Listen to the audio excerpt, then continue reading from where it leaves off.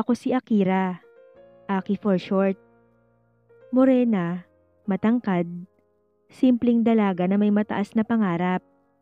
Hindi ko alam kung saan ako dadalhin ng pangarap ko, pero sumubok pa rin ako. 15 anyos ako nang lumuwas ng Manila at magtrabaho bilang isang kasambahay. Inalok ako ng kapitbahay namin na magtrabaho sa Manila dahil gaganda daw ang buhay ko at ng aking pamilya. Hindi ako nagdalawang isip na lumuwas kahit labag sa kalooban ng mga magulang ko. Tumakas lang ako sa kanila at itinuloy ang aking gusto. Mula sa probinsya ng Bacolod ay nakipagsapalaran ako dito sa Manila. Baon ko ang pangarap na makakapag-ipon ng sapat para maipagpatuloy ang aking pag-aaral. Gusto kong makapag-ipon at makapagtapos ng pag-aaral dahil high school lang ang natapos ko. Mapalad naman ako dahil nung tumapak ako ng Manila ay mababait ang mga naging amo ko. Nag-aalaga ako ng anak nila na 3 taong gulang. Hindi naman ganun kabigat dahil pagdating naman nila ay nakafocus na sila sa anak nila. Gawa ko lahat dito sa bahay at sumasahod ako ng 8,000 kada buwan. Libre ang lahat, pagkain, tulugan, kasama na rin ang mga personal hygienes ko.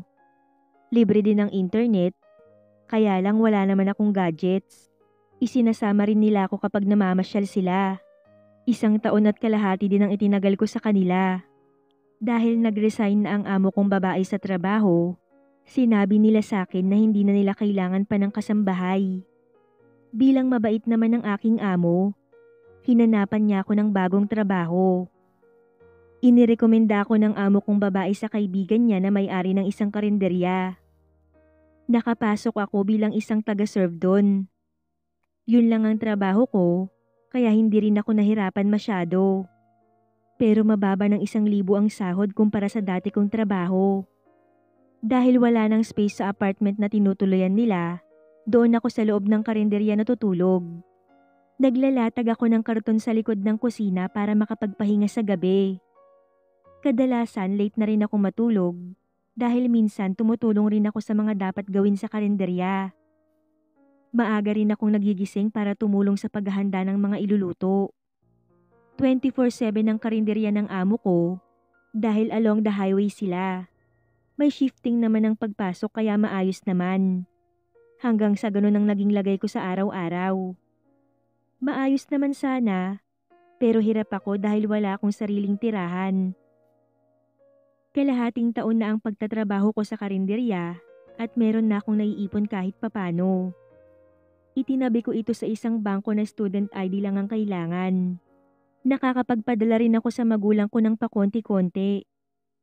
Dahil sa trabaho ko, iba-iba na rin ang nakakasalamuha ko sa Manila at nagkakaroon ng mga kakilala.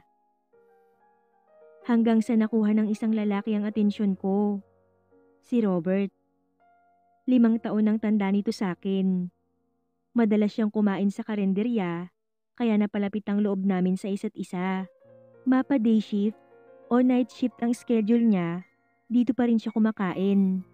At nung niligawan niya ako, hindi nagtagal ay sinagot ko rin siya. Sa paglipas pa ng buwan, hindi ko na halos kinakaya sa karinderya dahil sa sobrang pagod, lalo na kapag maraming customer. At sa likod ng kusina pa rin ang tulugan ko. Nagkaroon naman na ng sariling kama pero wala pa ring privacy. Nang mawala ang amo kong lalaki ay pumalit ang anak nilang babae na panganay. Minsan ay nananakit at nagsasabi ng hindi magandang salita sa mga empleyado. Nang sabihin ko yun kay Robert, sinabi nito na huminto na lang ako sa trabaho. Inalok niya ako na magsama na kami. Noong una ay napaisip pa ako. Pero nung sumobra na yung pananakit ng anak ng amo ko ay napilitan akong umalis. Akala ko ay doon na natapos ang paghihirap ko. Hindi pala. Dahil hindi ko pala lubos na kilala ang pakikisamahan ko. Nag-iba ang trato sa akin ni Robert nung nagkasama na kami sa iisang bubong. Ilang buwan na rin kaming nagsasama na parang mag-asawa. Masaya sa mga unang buwan. Ngunit hindi nagtagal. Hindi ko akalain na magbabago pala yun. Hoy Aki, Bigyan mo nga ako ng pagkain dito. Kanina pa ako naghihintay dito. Bakit ba napakatagal mo? Bulyaw niya sa akin. Ganito siya palagi sa akin. Kaya unti-unti ay nasanay na rin ako. Teka lang Robert, pinaplantsa ko pa tong damit mo. Baka masunog kapag iniwanan ko. Sabi ko ng mahinahon, kaya napamura siya sa hindi ko kaagad pagsunod. Agad kong pinatay ang plantsa para asikasuhin siya. Ayan, pwede mo naman kasing patayin. Sa susunod wag kang babagal-bagal. Bulyaw ulit sa akin ni Robert. Ano ba yan Robert? Ang aga-aga kaingay-ingay mo. Sabi ng bayaw kong si Roland nung lumabas siya ng kwarto. Papasok na rin siguro ito sa trabaho. Hindi siya inimik ni Robert at nagpatuloy lang ito sa pagkain. Magkapatid sina Robert at Roland at si Robert ang mas matanda. Kaedaran ko lang din si Roland. Nung magsama kami, palagi na lang mainit ang ulo niya sa akin. Hindi ko rin alam kung bakit, pero halos lahat naman ng gusto niya ay nasusunod ko. Napapansin ko na ginagawa niya lang akong utusan dito sa bahay. Mabait naman siya nung hindi pa kami nagsasama. Ganon siguro talaga. Kapag nagsama na kayo sa iisang bubong, doon nyo lang makikilala ang isa't isa. Mabait ang kapatid ni Robert na si Roland. Mas itinuturing pa nga ako na tao kaysa kay Robert na kinakasama ko. Masaya ako kapag kausap ko si Roland. Pero nag-uusap lang kami kapag wala ang kuya niya. Siguro, dahil siya lang ang nagpapasaya sa akin. Na kailanman ay hindi ko naranasan kay Robert. Kung ituring kasi talaga ako ni Robert ay parang basura. Minsan kahit gusto ko nang umalis dito, hindi ko naman magawa dahil baka saktan niya lang ako. Kahit may konti akong ipon, ayoko namang galawin yon dahil may pinaglalaanan ako nun. Hindi ako inaabutan ng pera ni Robert at siya ang bumibili ng mga kailangan dito sa bahay. Minsan kahit gustuhin ko ring magtrabaho, ayaw naman niya akong payagan. Dahil palagi niyang sinasabi sa akin na hindi na ako nakapagtapos ng pag-aaral, kaya wala nang tatanggap sa akin na mapapasukan. At ayaw niya rin na lumalabas ako ng bahay. Dinaig ko pa ang nakakulong sa trato niya sa akin. Parang ang gamit ko lang sa buhay ni Robert ay para usan kapag wala na siyang magawa. Simula nang tumira dito sa bahay si Roland, ay medyo naging maayos pa ang mga turing sa akin ni Robert. 2 buwan na kaming nagsasama na hindi niya na ako sinasaktan katulad nun. Siguro naman ay nahihiya siya sa kapatid niya. Magaan ang loob ko kay Roland dahil inaasikaso niya ako. Lagi siyang ganun, lalo na kapag magkasulungat sila ng shift ni Robert. Mabuti na lang rin at nandito siya. Hindi ako ganun kagutom kapag wala nang binibigay si Robert kahit na pangkain ko.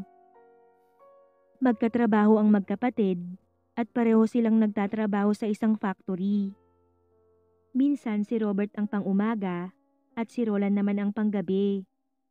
Minsan palit naman sila o kaya naman sabay sa schedule. Paiba-iba rin, pero madalas ay hiwalay sila ng shift.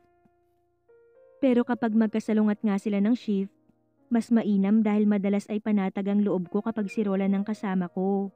Nababawasan lahat ng mabibigat kong dala. Hindi kasi maikakaila na mabait talaga si Roland.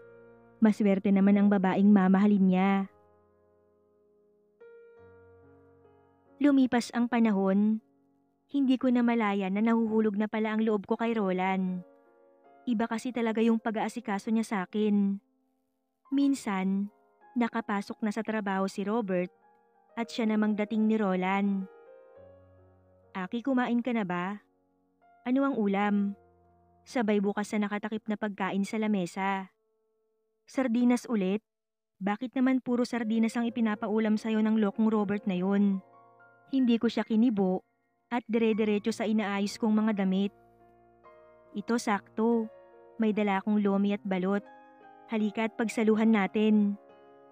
Tumayo ako nung inabot niya sa akin yung hawak niyang plastik na may laman. Mag-iingat ka. Medyo mainit-init pa yan. Sabi niya nung hahawakan ko na yung plastik. Nung hinawakan niya sa ilalim ulit, ay nahawakan naman niya ang kamay ko. Hindi ko alam kung sinadya na mahawakan ni Roland ang kamay ko nung alalayan niya yung hawak ko. Pero kakaiba ang naging pakiramdam ko nung mga oras na yun. Sabay naming isinali ng mga dala niya at kumain. Bakit kasi nagtitiis ka kay kuya? Ganon ka na nga niya itrato pero nandito ka pa rin. Basag niya sa katahimikan na namamagitan sa aming dalawa habang kumakain. Wala akong ibang mapupuntahan eh. Alam mo din naman na hirap akong umalis dito dahil malayo ang pamilya ko. Saka wala rin naman akong mapapasukan kung aalis ako rito. Sabi ko nang nakayuko. Alam mo, maganda ka. Nakapagtapos ka naman ng high school. Saka marunong ka naman at mabilis matuto. Mukha ka rin namang matalino. Madali kang makakapasok sa trabahong magaganda. Masipag ka at mukhang madiskarte naman. Huwag mong tuldukan ang mga sinasabi sa'yo ni Robert. Sabi ni Roland habang nakangiti. Yun pa, hindi niya rin naman ako pinapayagan na maglalabas dito sa bahay, hindi ba? Paano ko naman gagawin ang mga sinasabi mo? Malungkot kong sabi. Hindi na umimik si Roland. Alam niya kasi ang maling trato sa akin ng kuya niya.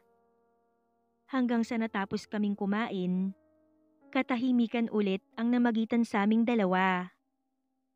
Hinuhugasan ko ang plato nang ilapag ni Roland ang baso na ginamit niya. Nagkadikit ang mga balat namin, kaya natigilan ako. Medyo matagal. Kasunod nun, isinara at inalak niya ang pintuan. Lumapit ulit siya sa akin at hinawakan ang aking kamay. Kasabay nun ay ang paghawi niya sa buhok ko. Ang ganda mo, Aki. Hindi ko mapigilan na mahulog sa'yo. Hindi ka dapat tinatrato ni kuya ng ganun. Dapat ay ituring kang prinsesa. Sana hayaan mo kung iparamdam sa'yo yun. Kasabay nun ay ang paghalik niya sa mga labi ko. Gustong kumawala ng isip ko, pero ayaw naman ng aking katawan. Nagugustuhan ko ang matamis niyang halik. Akin ka na lang. Sambit niya sa akin, sabay hawak sa bewang ko para magkadikit ang katawan namin. Kaya napakapit ako sa balikat niya. Gawin mo kung ano ang gusto mo, Roland. Sabi ko sa isip ko. Alam kong mali pero hindi ko na inisip ang bukas. Bahala na.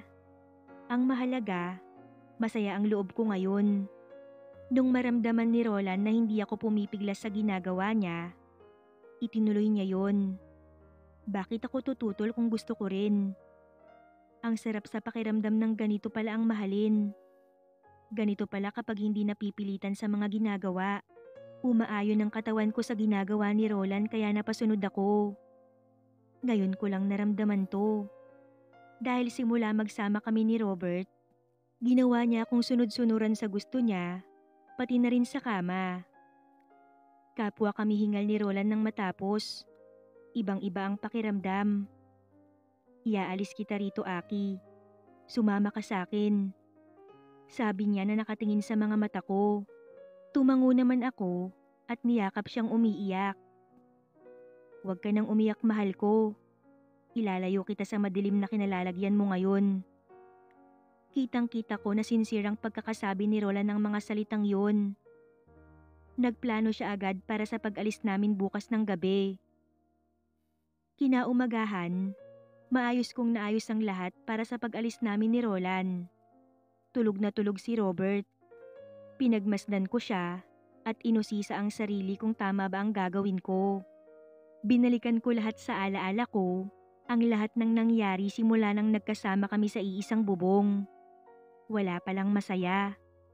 Hindi pala ako naging masaya. Sa wakas ay makakawala na ako sa kulungan kung saan ako matagal na namalagi. Kinaumagahan, dumating si Roland galing sa trabaho. Ilang minuto pagkaalis ni Robert, sinabi nito sa akin na tuloy na kami. Nakangiti pa niyang sinabi na parang wala nang makakapigil sa aming dalawa. May kaunti raw siyang ipon, sapat na para makalayo kami at hindi na babalik pa dito. Mabilis kong kinuha ang mga gamit ko at ganun rin siya. Nakarating kami sa bus terminal nang hindi alam kung saan pupunta. Gusto mo bang sa Bacolod na lang tayo tumira? Kinakabahan man ay naglakas loob na ako. Nakita kong tumango siya at ngumiti. Hindi nag-alinlangan na sumang-ayon sa sinabi ko. Hindi ba alam ni Kuya ang lugar na yon? Tanong niya pagkasakay namin ng bus. Alam niya na doon ako galing, pero hindi niya alam kung saan eksakto ang lugar namin. Huwag kang mag-alala, hindi siya makakatapak doon. Kung sakaling makatapak siya, hindi niya rin alam kung saan ako hahanapin doon. Hinalikan niya ako sa noo at pinisilang kamay kong hawak-hawak niya. Mahal kita, Aki. Wika sa akin ni Roland. Mahal din kita, Roland. Mangiyak-ngiyak ko namang sagot. Mag-uumaga na nang makarating ang bus na sinasakyan namin sa daungan ng barko. Mabilis kaming sumakay at hindi nag-alinlangan. Sa mga oras na to, alam kong alam ni Robert na magkasama kami ng kapatid niya. Pero wala na akong pakialam kahit ano pa ang isipin niya. Nang makarating kami dito sa Bacolod, naghanap muna kami ng matitirhan dahil malayo pa ang sa amin. Nagpasya kami na dito manirahan. Medyo malayo ang sa amin at maghahanap ng mapapasukan si Roland. Ipinaliwanag kong nasa bundok pa ang tirahan namin at malayo sa lahat. Nakakita naman kami ng uupahan at 1,000 kada buwan ng renta. Mabilis ding nakahanap ng mapapasukan si Roland at ako naman ay nakapasok din bilang cashier sa isang grocery store. 1 taon din ang lumipas, unti-unti ay nakapag-ipon kami. Hindi man gusto ni Roland na magtrabaho ako, wala na siyang nagawa. Dahil sinabi ko sa kanya na gusto ko siyang matulungan at ayoko nang maranasan ang nangyari sa akin kay Robert. Nangako rin naman siya na hindi siya tutulad sa kapatid niya. Totoo ngang hindi siya tumulad kay Robert at itinuring niya pa ako na reyna ng tahanan niya. At araw-araw, ipinaparamdam sa akin ni Roland kung gaano niya ako kamahal. Aki, pikit ka. Isang araw ay sabi sa akin ni Roland. Bakit kailangan ko pang pumikit? Natatawang sabi ko naman. Basta mahal ko, gawin mo na lang. Wala na akong nagawa dahil sa pangungulit ni Roland sa akin. Imulat mo na ang mga mata mo. Pagmulat ko ay nakita ko siyang nakaluhod at may nakaabang na singsing sa aking harapan. Pwede ba kitang maging asawa ng habang buhay? Naluluhang tanong niya.